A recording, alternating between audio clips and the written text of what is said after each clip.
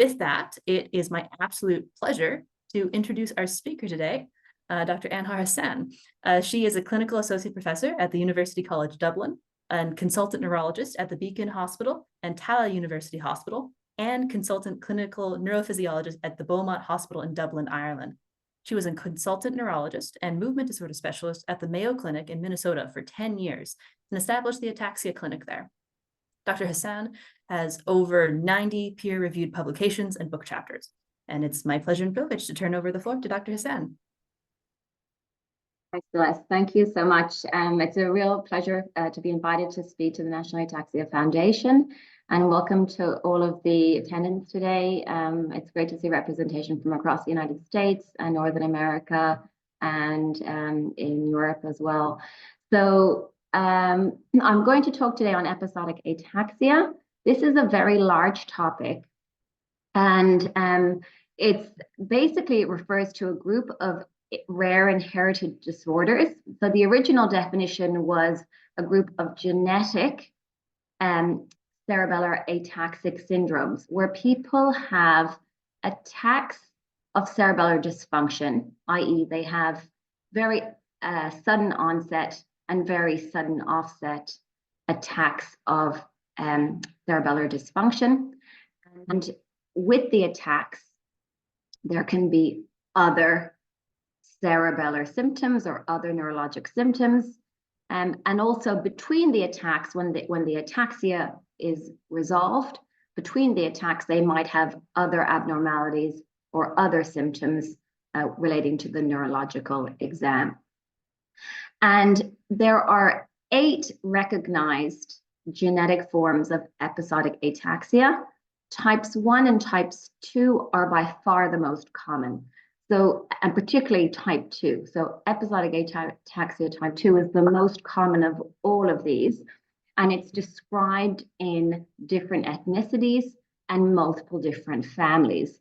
The next most common is episodic ataxia type 1, which is reported as also in a number of different families, but the others are very rare. So episodic ataxias types 3 to 8 are only reported in essentially single families.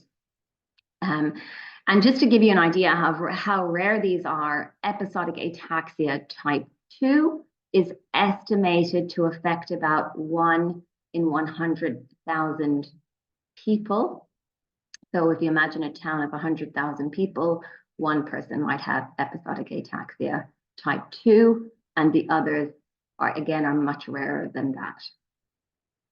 And just to talk a little bit more about episodic ataxia, so there's a genetic group that I've just talked about, but there's also another group called secondary episodic ataxia that's not genetic, and these can be caused by a lot of different other neurological or medical issues that can cause attacks of ataxia.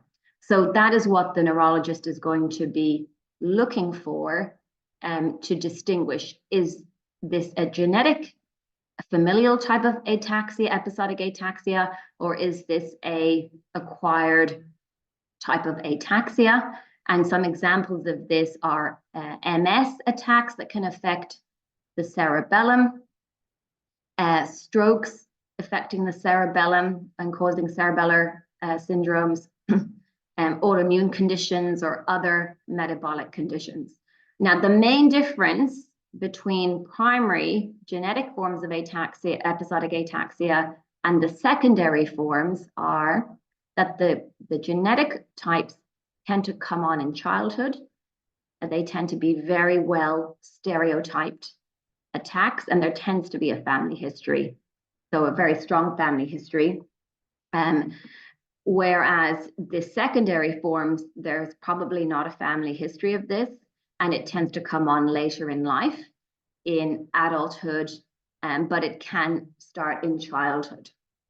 So they're the different ways that we try and think about it when we're thinking about these conditions. So I'm just going to move on talking about episodic ataxia type 1 first of all, and then episodic ataxia type 2. So a history of episodic ataxia type 1. So the first publication of this condition was in 1975. So a family was described that had sudden onset ataxia with vertigo, which is a spinning sensation.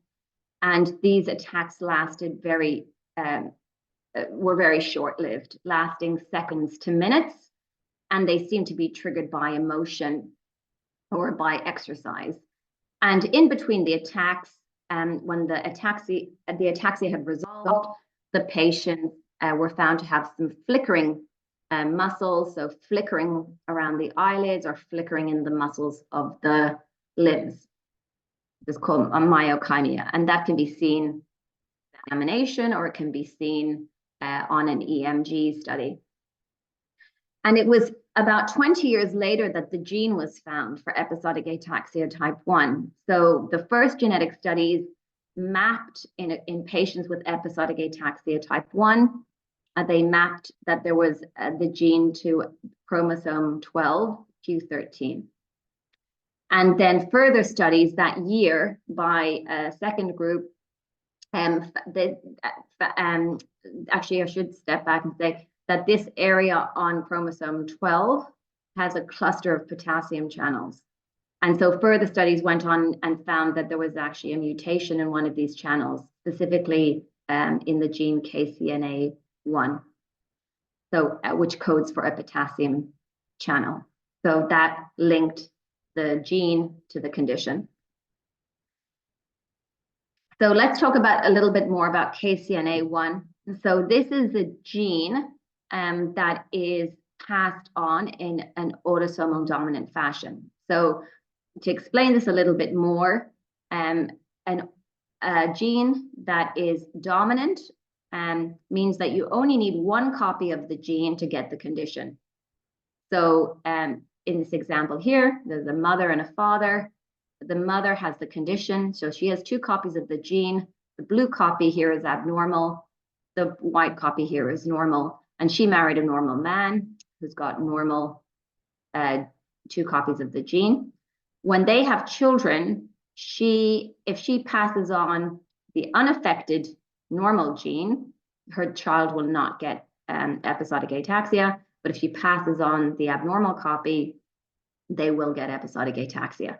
So she has a 50-50 chance, depending which gene she passes on, whether or not the child will get episodic ataxia. So as I said, if they get one copy of the gene, they'll get the condition. So it's dominantly inherited. And what we tend to see then is if one person is affected, you will tend to find that a parent has been affected and their children are affected. So we see it in multiple family members when we take a history. Now, having said that, these are just some examples. So this is an example of a family tree and how we would draw these out to indicate affected people in the blue coloration and normal unaffected family in the white. Having said that, this is a genetic condition. It has been known that sometimes these genes can appear abnormal genes can appear, or a mutation in the gene can appear for the first time in somebody who has no family history of this. That's called a de novo mutation. And if that occurs, then that person who carries the gene, the abnormal version of the gene, can then pass it on and kind of start the dominant process in future generations. So they might not have had any preceding family history.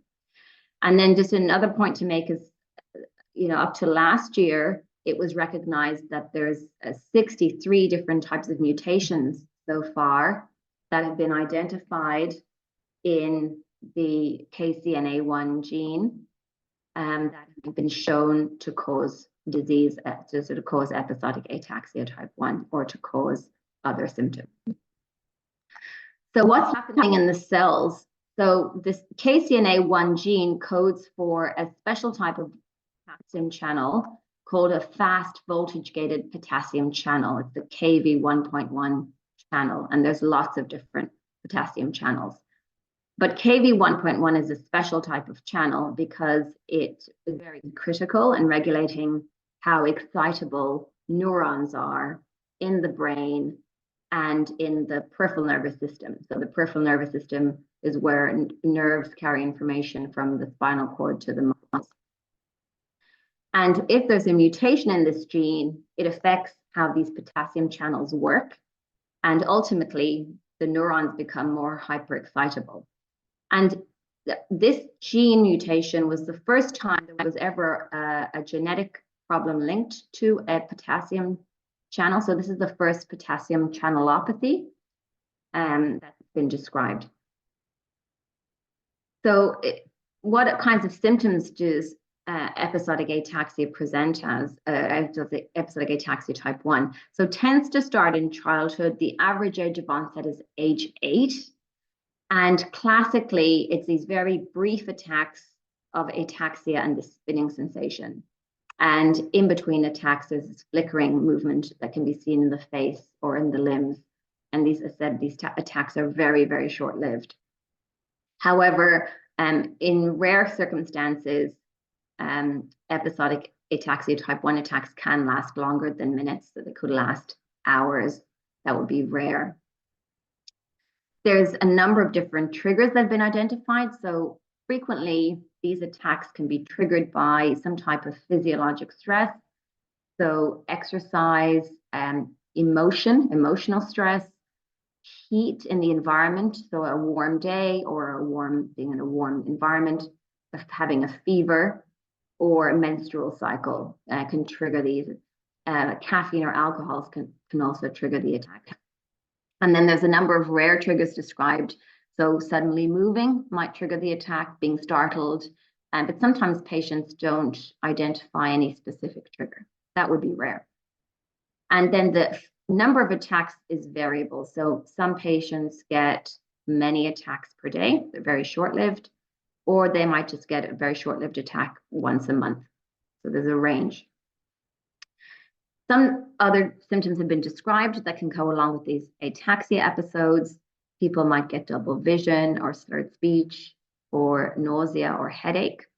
They might have symptoms relating to hyperexcitability in the nerves to the muscles. So a condition called neuromyotonia might occur, and that's where there's episodes of muscle stiffness or muscle cramping, or attacks of muscle twitching or posturing, abnormal posturing of the muscles.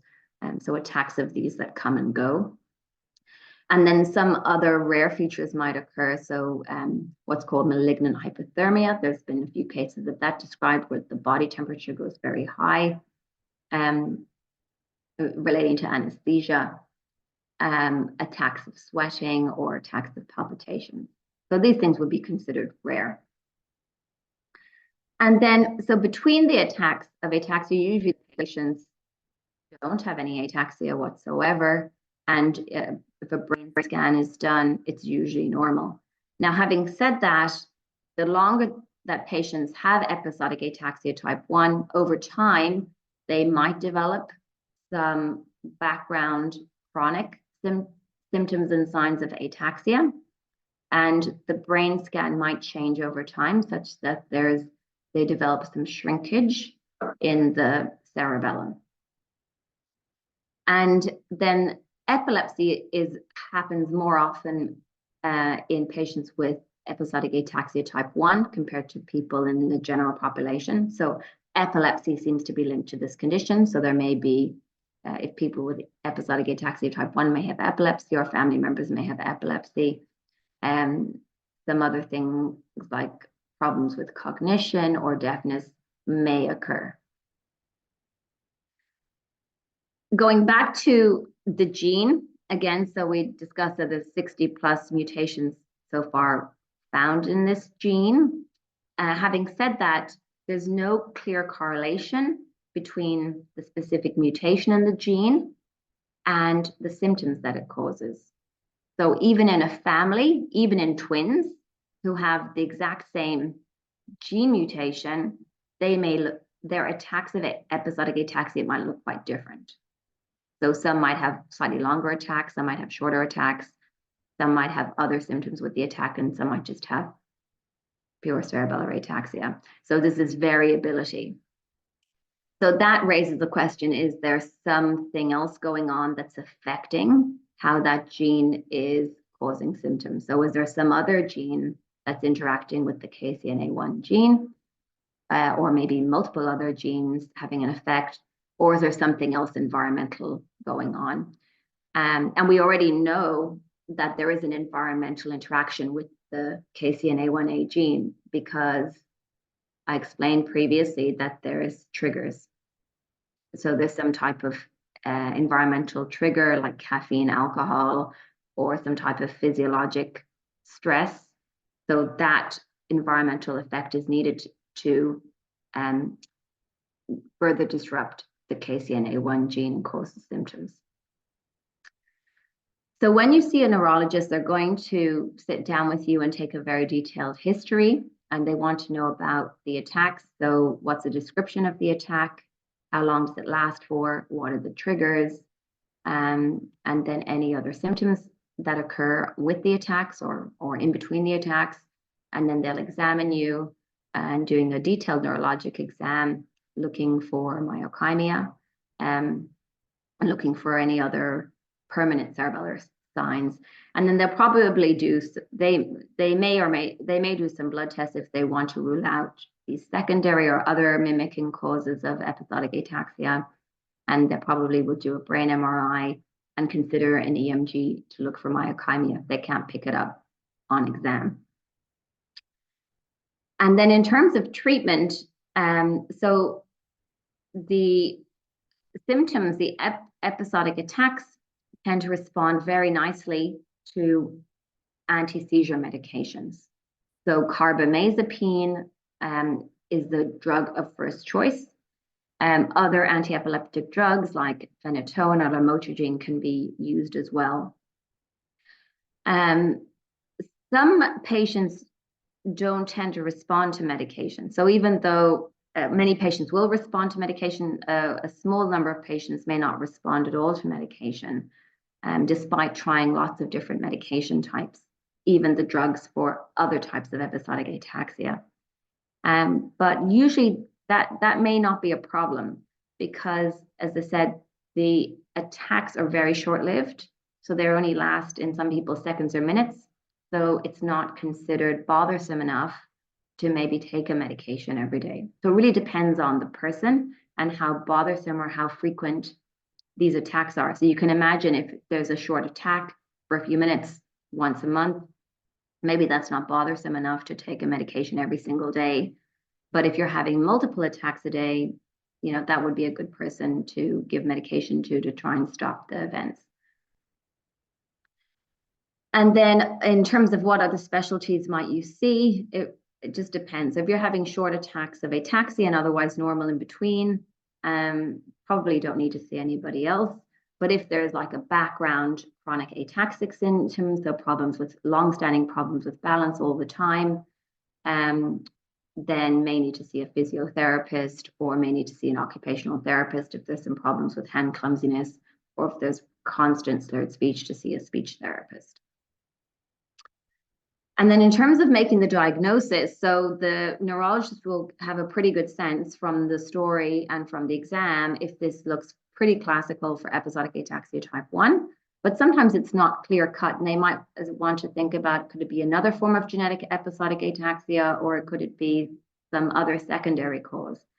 So if they have a high index of suspicion for episodic ataxia type 1, the definitive diagnosis is made by genetic testing. And so if it's pretty clear cut that it looks like episodic type 1, they might just want to test the KCNA1 gene and mutations for that. But if it's less clear cut, the neurologist may decide to check a panel that will cover a whole host of genes that potentially could cause episodic ataxia.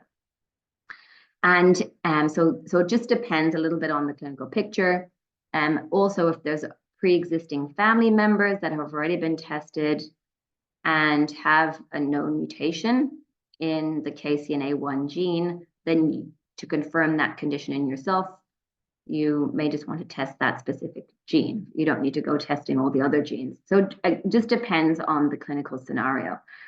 And then in some patients where very clearly this looks like a genetic episodic ataxia, but the KCNA1 genetic A1 gene testing or the panels are coming back negative, then may want to go on and do much more sophisticated genetic testing that looks at the whole testable portions of the DNA. So much more extensive, exploring to see whether we could find any new mutation that's not been described already. So there are some caveats with doing genetic testing. So in patients where a KCNA1 gene has been identified, so a mutation has been identified, so far over 50% of the known mutations are associated with episodic ataxia type 1, and that might occur with or without epilepsy. But there are these conditions that are called EA1 phenocopies. So people very clearly look like they have episodic ataxia type 1, but when we go on and do the genetic testing, the gene for KCNA1 is not seen. So those patients tend to be more likely to have longer attacks and be older in onset when the attacks start. And it may be that it's not the KCNA1 gene at all, it might be some other gene, but just mimicking looks like episodic ataxia type 1. So that's just some caveats to doing genetic testing. We don't always see, it doesn't always give us the expected diagnosis. And that's something that's usually discussed with a genetic counselor or having prior to going into genetic testing. What happens if the test comes back positive? What happens if it comes back negative?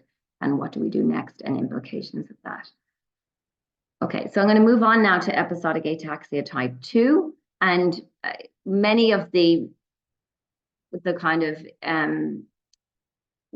the issues that arise with episodic ataxia type 1 are a little mirrored in episodic ataxia type 2 as well. So episodic ataxia type 2, so just this is the most common of all of them. And this was first reported in 1946 in a family that had a sudden onset ataxia and dysarthria spells, but these lasted longer, these lasted hours. And they again had triggers that would bring them on. And between attacks, the patients go back to normal. But the neurological finding between the attacks is that there's some nystagmus. So nystagmus is where there's movement back and forth of the eyeball. And that could happen when the eye is just either looking straight ahead, there might be some movement of the eye, or when the eye moves out to either side, it might bring out some beating movement of the eye. And however, it took 50 years after the first clinical description for the gene to be identified. So in 1996, the gene was localized to chromosome 19p, and that mapped to a calcium channel. And then later that year, it was actually pinned down to the CNA1A gene, that there was a mutation there, and that was found in a number of independent families with episodic ataxia type 2 linking to this mutation. So again, like episodic ataxia type 1, this is autosomal dominant, so it's 50% chance of passing it on. And as of last year, as of 2023, there were over 100 different mutations in this gene that were pathogenic, meaning that if you had that mutation, it would cause the condition. Having said that, the mutations have what's called a high but incomplete penetrance. So if you carry the gene, in 80 to 90% of cases, you will get the condition, but there's 10 to 20% of patients who will carry the gene but don't get the condition. And so there may be other factors as to why that is.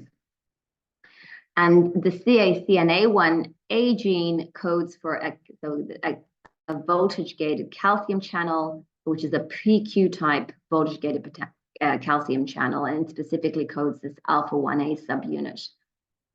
And this is just a very selective type of calcium channel. There's lots of different calcium channels, just like there's lots of different potassium channels. And the PQ type calcium channels are located throughout the brain, but they're very densely located in the cerebellum. And they're very important in synaptic transmission. So that's how one neuron talks to another neuron. So a mutation in this PQ type calcium channel leads to a calcium channelopathy, which underlies episodic ataxia type 2. So episodic ataxia type 2 tends to start in childhood. However, it can start in adulthood. So it could start in the 50s. And classically, patients have ataxia, so they're unsteady and they have slurred speech during the attacks. And the attacks last several hours. Rarely they could last a couple of days. And in between the attacks, there's this beating movement of the eyes. Similar to episodic ataxia type 1, the triggers are very similar. So some type of physical or emotional stress, exercise, alcohol, or caffeine. And then when the spells occur, they could just be slurred speech and unsteady gait, unsteady balance, but there may be other symptoms that come along during the attack. So double vision, a spinning sensation, or ringing in the ears. And some patients may get migraine headaches. They may get hemiplegic migraine, which is a type of migraine headache where there's paralysis down one side of the body during the migraine attack that gets better after. There may be dystonia, again, abnormal posturing of the body, or problems with cognition, either with the attack or in the background. And like episodic ataxia type 1, usually people go back to normal between these attacks. But the longer you have the condition of episodic ataxia type 2, you may go on to develop constant cerebellar signs, so constant problems with balance, speech, coordination. And the brain MRI initially, while it might be normal, over time, it can develop shrinkage of the midline of the cerebellum. And about 50% of patients will have migraine or hemiplegic migraine with this syndrome. And there may be a strong family history of migraine or hemiplegic migraine in this condition. Other symptoms that people might experience with episodic ataxia type 2, so it's been reported in some people, is weakness that comes on episodically, problems with spinning sensation or inner ear problem with dizziness, other problems with eye movements, so some exercise-induced eye movement, for example, and then an EEG may be abnormal in between the attacks. So it may not show findings to suggest epilepsy, but it may not be entirely normal.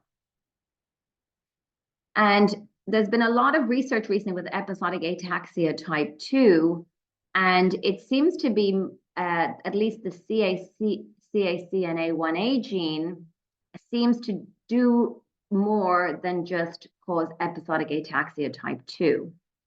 So I'm going to switch gear a little bit now because this has relevance for episodic ataxia type 2. So there's a separate group of movement disorders in infants. So very little young children, babies, infants, small children, of either problems with positioning of the neck called paroxysmal torticollis, or problems with the eyes look up. So they're kind of stuck looking upwards for like an attack, and then they go back to normal, called paroxysmal tonic upgaze. And so these were thought to be benign problems that can happen in children that they grow out of. But it was found that actually some of these children, or many of these children, can carry a mutation in the CAC1A gene. And then subsequently, it's been found that actually some of these children who had these movement disorders in childhood or infancy that they grew out of, then later on in life, they went on to develop episodic ataxia type 2. And now it's also more increasingly recognized that the CACNA1A gene mutations can cause other complicated neurological issues. So in addition to these infant onset paroxysmal disorders that I just talked about in the previous slide, It can be associated in children with epilepsy or developing some cognitive delay in childhood, or even having shrinkage of the cerebellum in childhood, even before they get the attacks of episodic ataxia. So again, when you see a neurologist for episodic ataxia type 2 consideration, they'll go through the history exam and may consider some blood tests or brain MRI, maybe other tests, just depending on if the history and the exam clearly fit with episodic ataxia type 2. It might be very limited workup and just go straight to genetic testing. But if it looks like there's other things that need to be investigated, then other tests may need to be done to try and look into those symptoms. In terms of the treatment for episodic ataxia type 2, this tends to be highly responsive to a medication called acetazolamide. And in about 70%, 75% of patients, they'll have an excellent response to acetazolamide, i.e. that it stops the attacks from happening or significantly reduces how often they're recurring or how long they're lasting. So it has a definite benefit. And initially it wasn't known how this drug works, but more recently it's thought that acetazolamide changes the pH within neurons, and maybe that stabilizes the transmembrane potential in neurons and makes them less excitable. The typical doses used are somewhere between 250 milligrams a day up to 1,000 milligrams a day, if people can tolerate it, because sometimes there can be a number of side effects with this medication. So it just depends. Some people do very well on this medication, it doesn't really bother them with side effects, but some people can't tolerate it because they may get some tingling around the mouth or in the fingers. They may feel tired on the medication, or some people can't take it because they have a history of kidney stones, so it could increase the risk of kidney stones in the future. So in those patients, there's a number of other drugs that could be used, and they're very effective as well. So 4-aminopyridine at 5 milligrams 3 times a day is an effective medication, and that works by blocking potassium channels. Dalfampridine is a slow-release form of 4-aminopyridine, and fampridine is a newer version of dalfampridine. They seem to be very effective. And then in a head-to-head trial against acetazolamide, they had much less side effects compared with acetazolamide. And then there's been reports of levetiracetam or Keppra being helpful.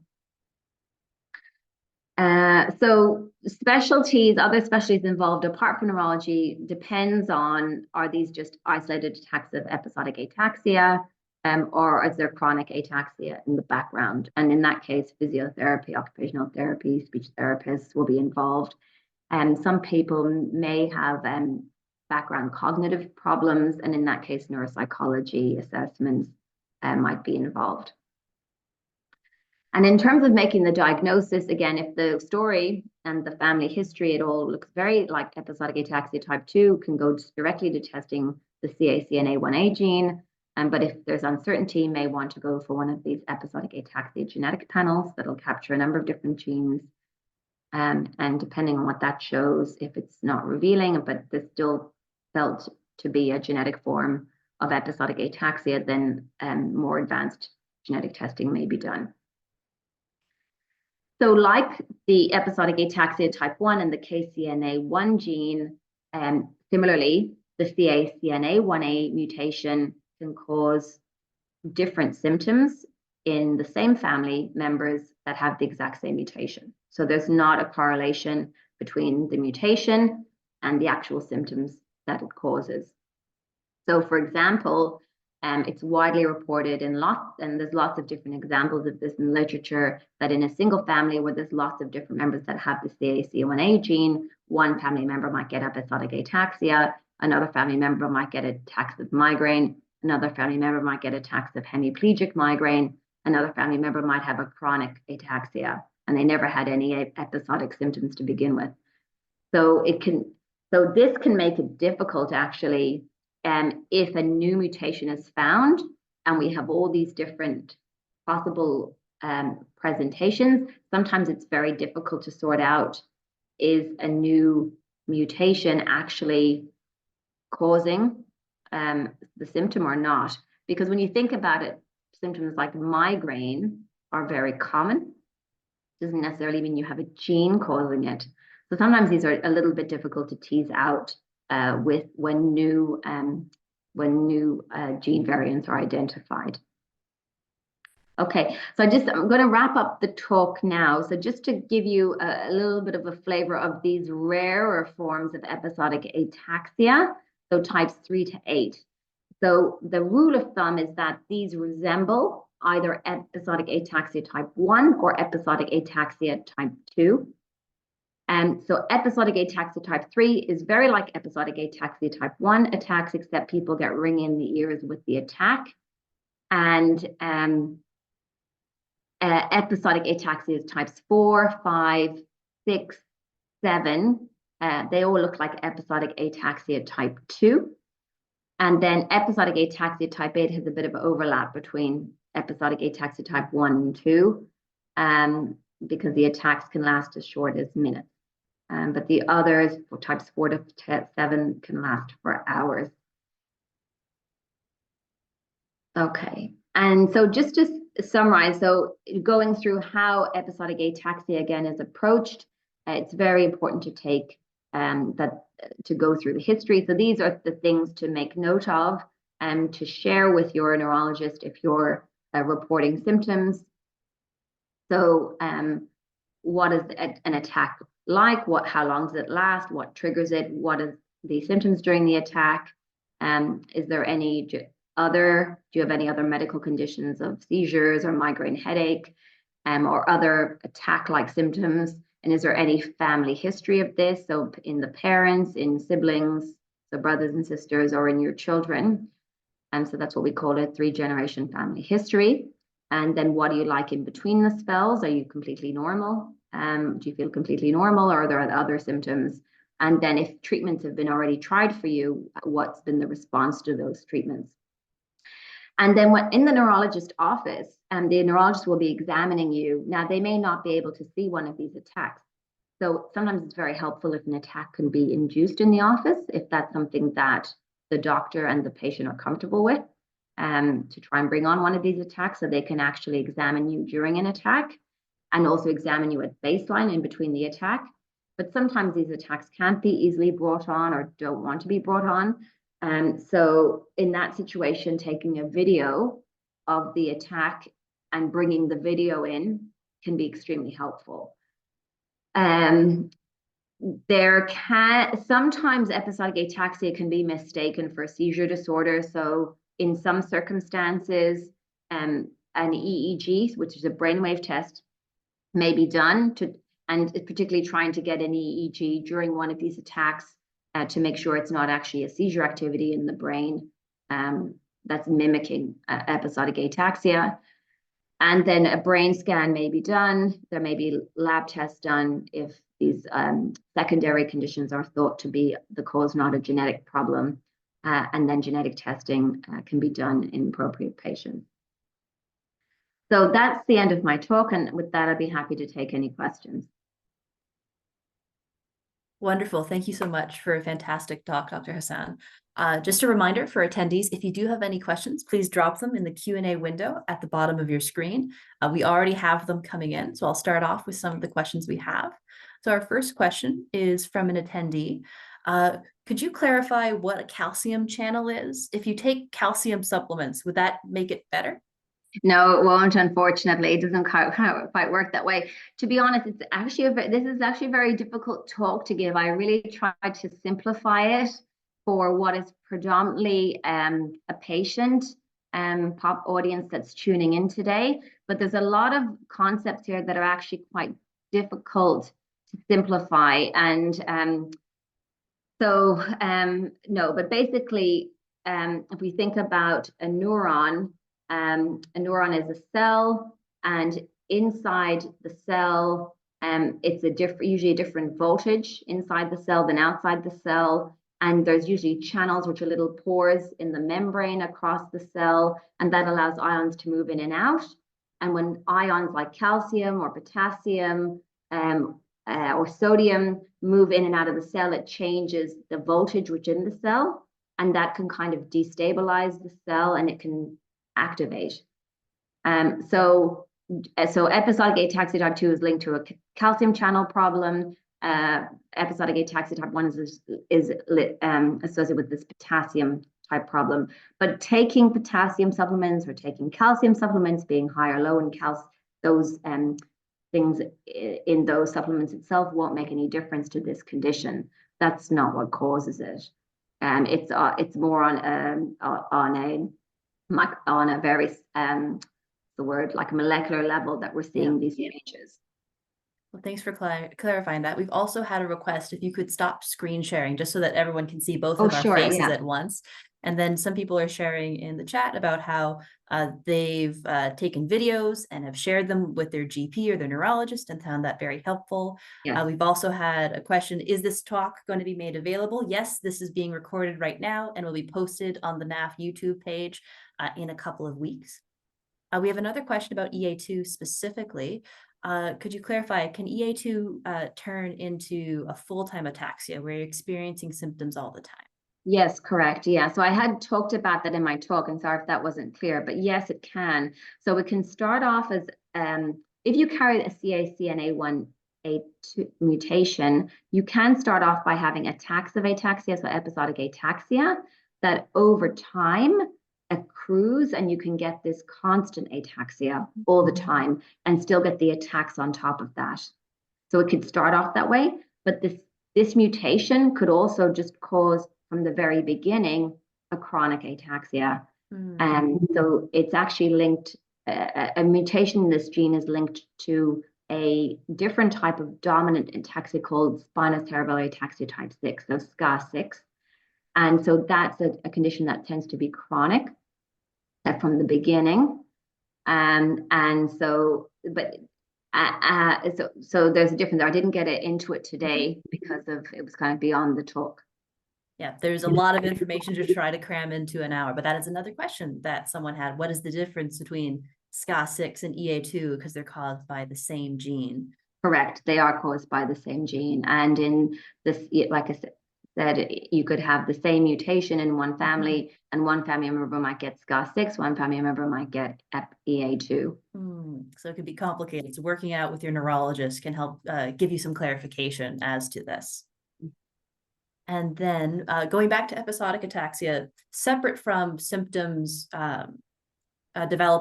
changing from episodic to chronic, there's someone here who's asking, do symptoms worsen with age? Do episodes get worse as someone gets older?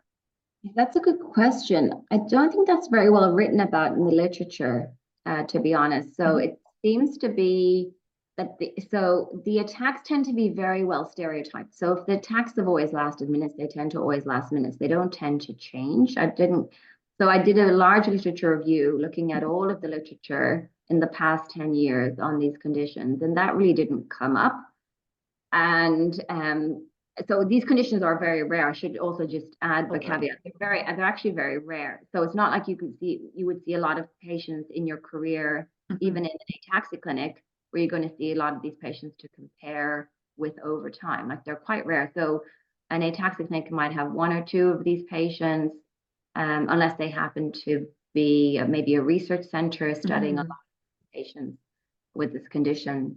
But no, from my reading of it, there doesn't seem to be a huge change in the. That's very good to know. We have a couple of attendees in the chat who asked a similar question. They or a loved one have recently received a SCA27B diagnosis, which is a new type of diagnosis that sometimes starts out episodic and then eventually becomes chronic. Can you speak a little bit about how that condition is related to other forms of episodic ataxia? Yeah, so that now is recognized to be a very common cause of ataxia that was otherwise unexplained. And it can do that. It can start off as episodic ataxia, or it can start off as a chronic form of ataxia.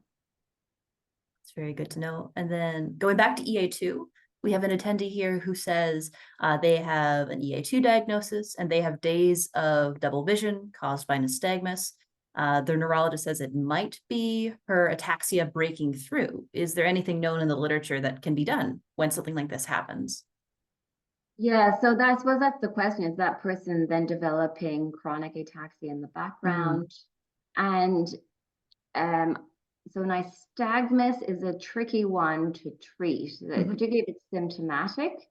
It's kind of difficult or challenging symptom because some people have nystagmus, they're not even really aware of it, but some people are aware of it and they feel like their vision's moving and find it very bothersome.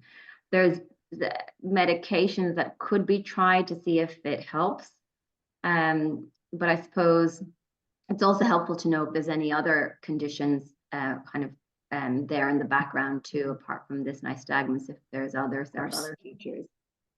And our next couple of questions have to do with medication and how it can potentially help treat episodic ataxia. First question specific for EA2, if people are getting more migraines as opposed to ataxia spells, the medications that you listed in this presentation, can that help control the migraines, or do they need something else to help treat that symptom? Yeah, that's a great question. So if they're having migraine during the episodic ataxia type 2 attack, the medications for the EA2 attack can help prevent the migraine as well, because they're overall preventing the attacks. But some people may need to have a separate headache preventative medication. It kind of just depends how often the migraine's happening. So if they're episodic, i.e. once a week or less often than that, then probably taking the acute migraine treatment like a triptan or ibuprofen at the start of the attack could help it. It just depends. If you're getting migraine attacks separate to the episodic ataxia attacks, then probably treating the migraine on their own merit with triptans. And if they're very frequent migraines, may need to also be on a migraine preventative medication.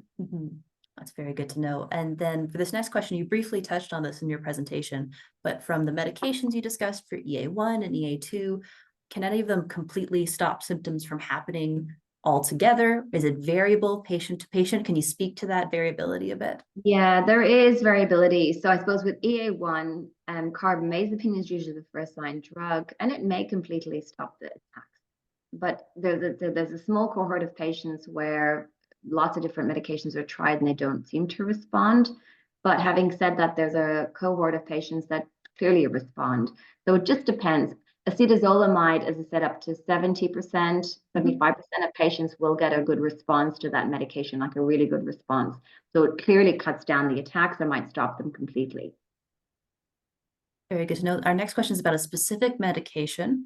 So the speaker asked, we've heard about flunarizone, which I believe may be a misspelling of flunarizine, being used in Europe, and it may be helpful for episodic ataxia. Is there anything you know about this medication and how it could be helpful for treating episodic ataxia? Yeah, that's a good question. So I haven't personally got experience of using an episodic ataxia, and I haven't come across it in the literature. It may be used more recently. It is used for migraine prevention in Europe. So maybe that's where that's coming from. Totally. And then just going through the questions here, we'll get to as many as we can before the top of the hour. We have someone who's asking here, they have a number of people who have episodic ataxia and their support group, and they're looking for some advice about if they're trying to explain it to the general public succinctly, what advice would you give to them? This is very complicated. So how would you be able to explain to someone who doesn't really have a basis to start understanding this? Yeah, I mean, I suppose we're taking a step back. When you think about cerebellar conditions and ataxia, it's like being drunk. So because the cerebellum is affected. So same like if you have, a lot of alcohol all at once, it's going to affect the cerebellum. You slur your speech, you're unsteady, you're clumsy. So you're getting a cerebellar syndrome from drinking a lot of alcohol. And so that's what these attacks are like. It's like having an attack of being drunk, but then it's gone. But instead of being brought on by alcohol, these attacks are being brought on by exercise or by, a very hot environment or by stress. So that's the trigger for it. You're not getting drunk, but it's like a drunk sensation brought on by these other triggers. Well, that's very helpful advice. Thank you. Our next question, we have someone who asks, have you ever come across a patient who has the mutations for both episodic ataxia type 1 and episodic ataxia type 2? So the KCNA1 and the CACNA1A pathogenic variants. No, I have not, no. All right. And then we have an attendee who is asking, if you are having onset of episodic ataxia very late in life, if in your 50s, it seems that this is mostly affecting children and young adults. What advice would you give for them trying to navigate the diagnosis process? Yeah, so first of all, if there's a family history, it could be a genetic ataxia. It could still be a genetic ataxia, even if it comes on in the 50s and there's no family history, particularly if other causes have been excluded. Because remember, episodic ataxia type 2 could come on for the first time in the 50s. Episodic ataxia type 6, I think, can also have a late onset as well.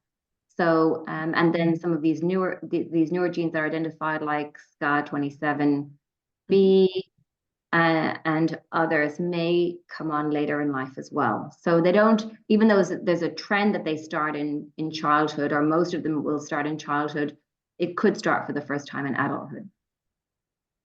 Oh, thank you. That's very helpful to know. You talked about different testing that people can do when they're trying to receive a diagnosis for episodic ataxia. We have an attendee here who asks, how often should testing be repeated? They have a family diagnosis of EA2, but they've never had any episodic events. Their families always have had progressive decline with increased ataxia symptoms. So they're wondering how often they should be going back to the neurologist, how frequently testing should be done. Okay, so this person has a family history of it, but they're asymptomatic and carry the gene. Yes. Okay, so probably don't need to have testing done unless they develop symptoms. Okay. Because we're not, say if there's some, so with episodic ataxia type 2, you could possibly have some shrinkage of the cerebellum before you develop symptoms. It's possibly, it could be. But we're not going to treat the scan, we're going to treat you. So if you don't have any symptoms, we're not going to give you, you're not going to benefit from getting medication to stop attacks because you haven't had any attacks, for example. So it would be treating you. So if you develop symptoms, yes, then that's a good time to go to the neurologist and then get assessed. But if it's known you have a family history of episodic ataxia type 2 and the symptoms fit with that, then you may not even need tests, because if it all fits together, it may then just be treating the symptoms. Awesome. Thanks for clarifying that.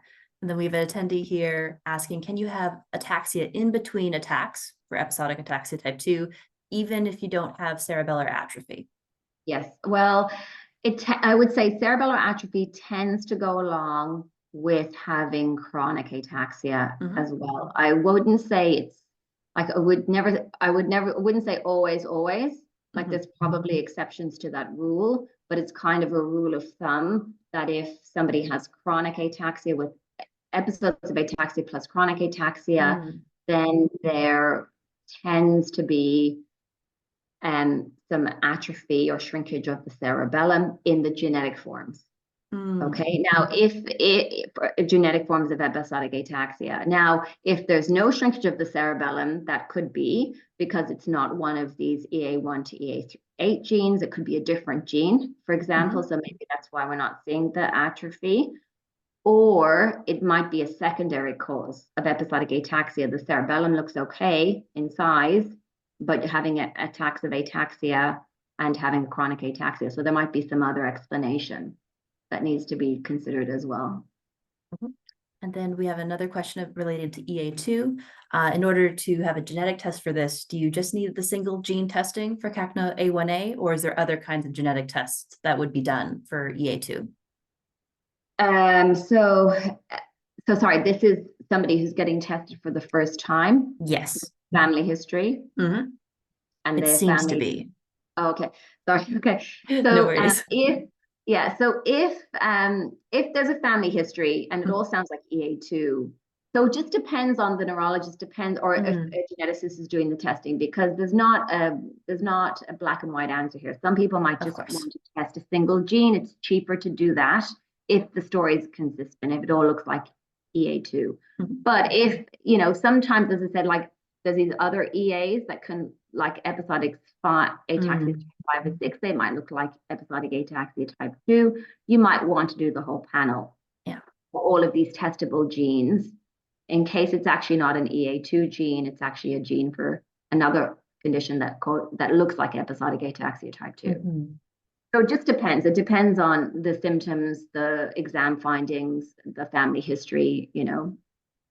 And then our last question of today, we have an attendee here whose episodic ataxia is triggered by flashing of LED lights. And she was wondering if you know of any other options for light fixtures, or if you've had any other patients who've had light triggered symptoms or attacks. That's interesting. So I haven't come across that myself. I suppose it's certainly certainly possible it's happening in this person. And some people find with things that trigger like flickering lights, either to wear sunglasses or to wear some type of tinted lens to try and filter out that. So you might want to talk to an optometrist or an ophthalmologist as to whether there's a specific type of lenses that might filter that out, and see if that has any benefit on the attack. Wonderful. Well, thank you so much, Dr. Hassan, for a fantastic talk. That was a lot of information to explain clearly within an hour. So if everyone can join me at our individual Zoom screens, thanking our speaker for joining us today.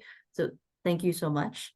And thanks to all of you for joining us for this hour and learning more about episodic attacks. Yeah, I hope you found something valuable from this session. And wherever you are in the world, good morning, good afternoon, good evening. Hope you have a great weekend ahead.